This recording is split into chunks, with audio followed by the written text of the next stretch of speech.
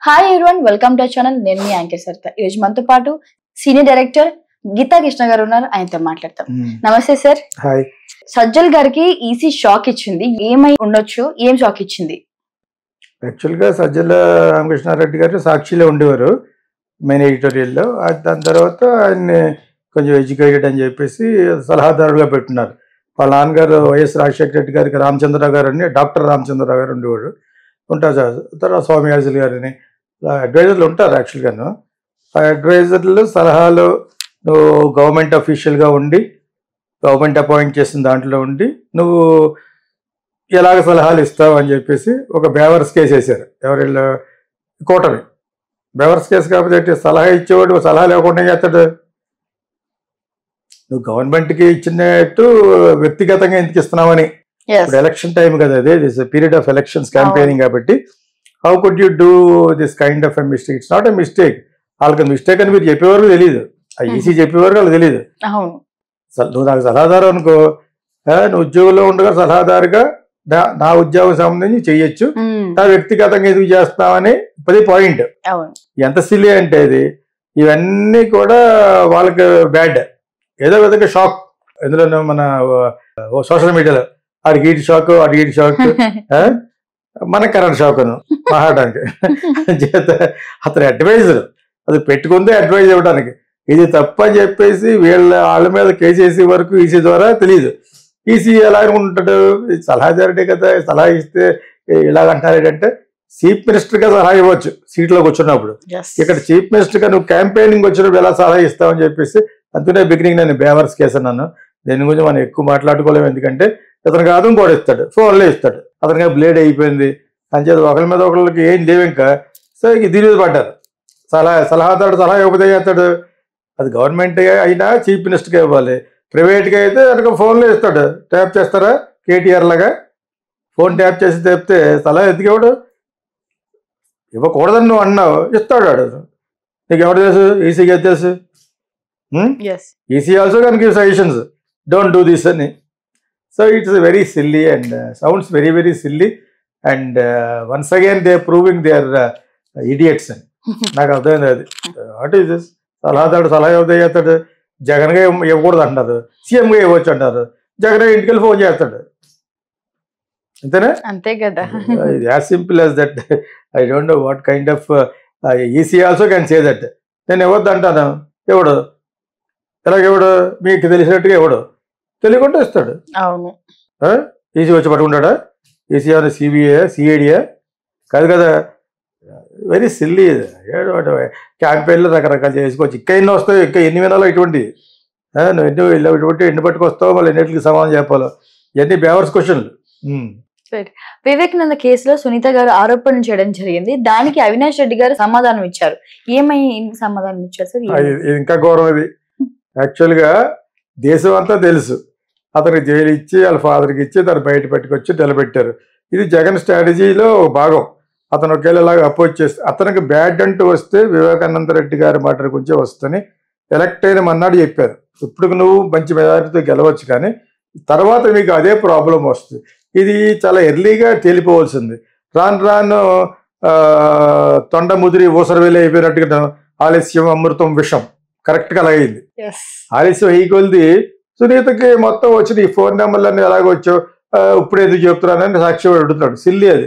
అలా నువ్వు తవ్వుకున్నా నువ్వు. అందులో అన్ని క్లియర్గా ఉన్నాయి. 1:30కి అవినాష్ రెడ్డికి ఫోను. ఆ టైం నీకేంటి ఫోన్ చేయడానికి పని? They organised. It's an organised crime.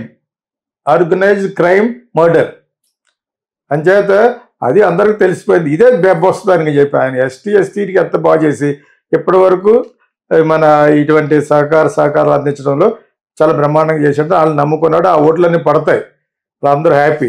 కానీ ఇది ప్లస్ అయింది అనుకున్నారు అప్పుడు చంద్రబాబు నాయుడు గెంటేసినప్పుడు. అవ్వదు, ఎలాగవుతుంది? రాను తెలిసిపోతుంది కదా. వాళ్ళు చేయలేదు, చేసింది వీళ్ళు తరపోలే.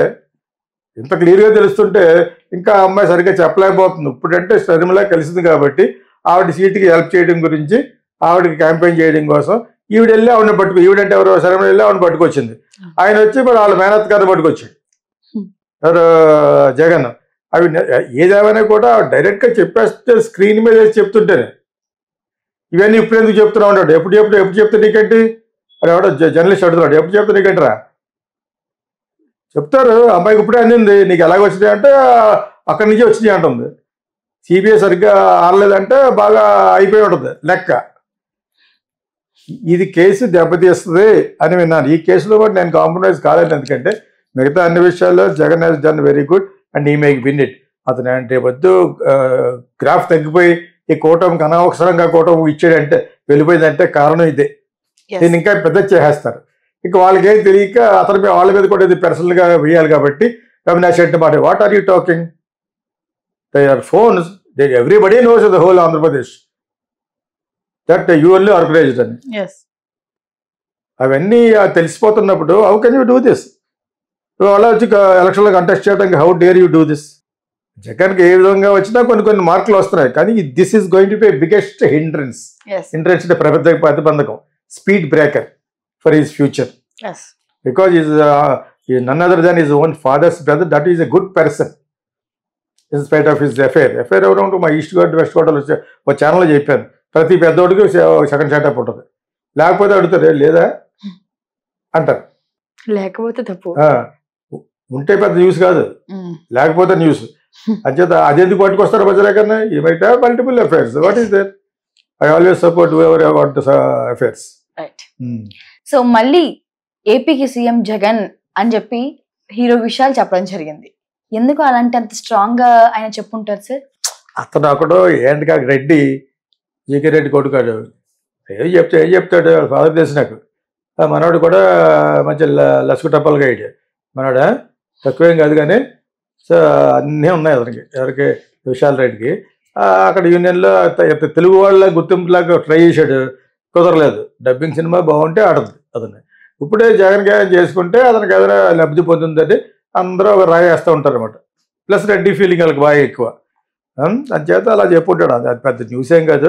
అక్కడ యాస్టేజ్గానే అక్కడ బోల్డ్ కాంట్రవర్సీలో ఉన్నాడు అతను. ఓకే, శరత్ కుమార్ డాక్టర్ తోటి చేసుకుంటాను కొంచెం చేసుకోను కొంచెం. తర్వాత చాలా మంది చూసాడు మనోడు, తక్కువడం కాదు. అంచేత ఇప్పుడు ఏదో పొలిటికల్గా చెప్తున్నాడు ఎలాగని ఐ కెన్ ఐ సపోర్ట్ అని. నువ్వు సపోర్ట్ చేసిన మాత్రాన గెలిచిపోతాడు కాదు, కానీ జగన్ ఆల్రెడీ మంచి కరిష్మా ఉన్న లీడర్ కాబట్టి అతను వెళ్ళాడు. అది పెద్ద న్యూస్ ఏం కాదు. తమిళనాడులో ఉంటూ ఆ పక్కన నగరి గిగిరి ఎన్ని ఉంటాయి కదా, ఆ ఏరియాలో చేయడానికి పనిచేస్తుంది యాక్చువల్గా. ఇది గుడ్ యాక్టర్గా ఎస్టాబ్లిష్ అయ్యాడు. తెలుగులో చాలామంది మార్కెట్లో ఉన్న డైరెక్టర్లతో డైరెక్ట్ సినిమా చేయడానికి ట్రై చేసాడు, వర్కౌట్ అవ్వలేదు. ఎవడు ఒప్పుకుంటాడు? ఒకటి మార్కెట్ ఉందనుకో, డైరెక్టర్కి రాక మార్కెట్ వచ్చిందనుకో, ఎందుకు చేస్తాడు? అక్కడ ఉన్నవాడే చేస్తాడు. మనోడు ఏదో ట్రై చేస్తాడు. అక్కడ యాస్టేజ్గానే సినిమా ఆర్గనైజేషన్ ఉంటాయి, బాడీస్, వాటిలోనే అతను కొంచెం కాంట్రవర్షియల్లో ఉంటాడు అనమాట.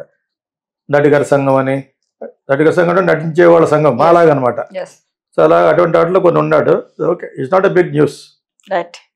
సార్, సర్వే ప్రకారంగా మేమే లీడ్ లో ఉన్నామని కూటమి, లేదు మేము లీడ్ లో ఉన్నామని జగన్. సో కొన్ని సర్వేల ప్రకారం మనకి చూసుకున్నట్లయితే కొన్ని వరకు కూటమి చూపిస్తుంది, కొన్ని వరకు జగన్ గారి చూపిస్తుంది. అసలు సర్వేస్ ఏం చెప్తున్నాయి? ఏమి చెప్పట్లేదు, వీళ్ళు చెప్పించుకుంటున్నారు. వాళ్ళ తరఫున వాళ్ళు చెప్పించుకుంటున్నారు. అలా చెప్తే ప్రజలు కావచ్చు అని వాటికి ఓహేస్తారు. వీళ్ళ సర్వేలు వీళ్ళు చెప్పించుకున్నారు. అవన్నీ సర్వేలు బుల్షిట్, ఒక్కటి కరెక్ట్ కాదు అని నేను ఎప్పుడు చెప్పాను ఛానల్లో. ఒక సర్వే ఉంది ఎక్కడంటే ఎక్కడంటే బీజేపీ కూడా అంతే, ఎక్స్ న్యూస్ అని ఉంది, మంచి న్యూస్ అది కూడా. తర్వాత అర్నాబ్ గోస్వామి రిపబ్లిక్ టీవీ ఉంది. వీళ్ళన్నిట్లో వాళ్ళకి వచ్చి ఎవరు చెప్తారు? బీజేపీ ఆయనకి బాగున్నట్టు చెప్తారు, మోడీ గారికి బాగున్నట్టు చెప్తారు. యాక్చువల్గా 300 సీట్ల కంటే ఎక్కువ రావంటున్నారు, 240 అలాగా. ఆయన 400 అంటున్నాడు. వీళ్ళు ఆల్రెడీ సర్వే 400 చెప్పినట్టు చేసేస్తారు. సౌత్ చెప్పాడు, అన్ని తప్పులే. అటెవడ న్యూస్ ఎక్సోడు సౌత్లో ఈ 4 స్టేట్లు 3 స్టేట్లు కొంచెం ఇచ్చాడు, పరమ భూత్ అది చాలా ఎక్కువ వేసాడు.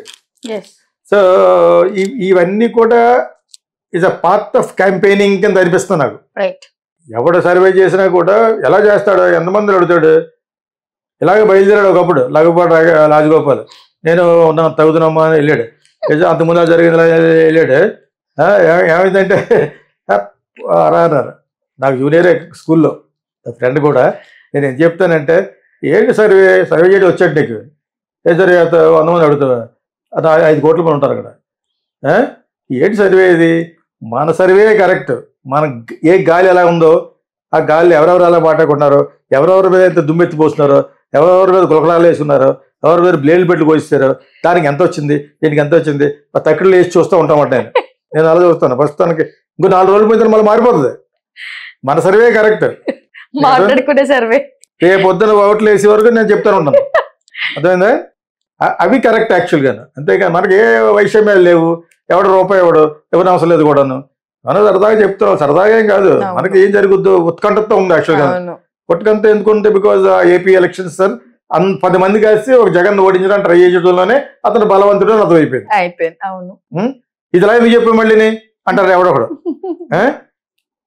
ఇప్పుడు రామ్ చరణ్కి వదిలేసి ప్రభాస్ని పోడేమనుకో, హీ మ్యాన్ బాగుంటాడు, అమ్మాయిలకి మంచి సెక్షువల్ అరౌజ్ చేసేవాడు ఎవడు?